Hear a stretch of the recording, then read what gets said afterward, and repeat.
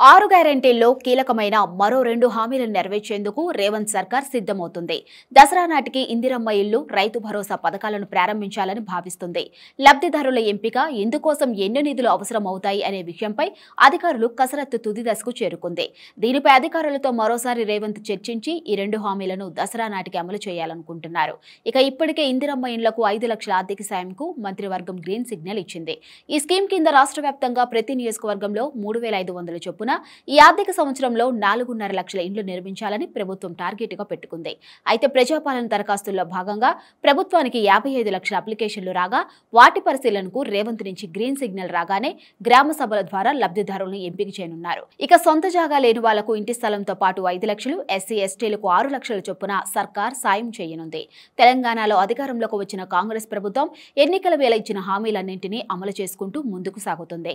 దీనిలో భాగంగా తాజాగా ప్రభుత్వం రాష్ట్ర వ్యాప్తంగా 2 లక్షల లోపు పంట రుణాలు తీసుకున్న రైతులు రుణమాఫీ చేసిన సంగతి తెలిసిందే.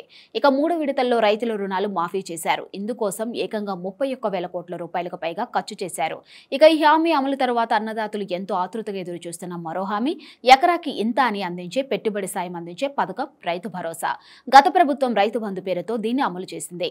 దీని కింద ఎకరాకు 5,000 రూపాయల పెట్టుబడి సాయం అందజేస్తారు. అయితే కాంగ్రెస్ ప్రభుత్వం ఈ పథకం పేరు మార్పుతో పాటు దీని ద్వారా అందించే మొత్తాన్ని కూడా పెంచుతూ నిర్ణయం తీసుకుంది.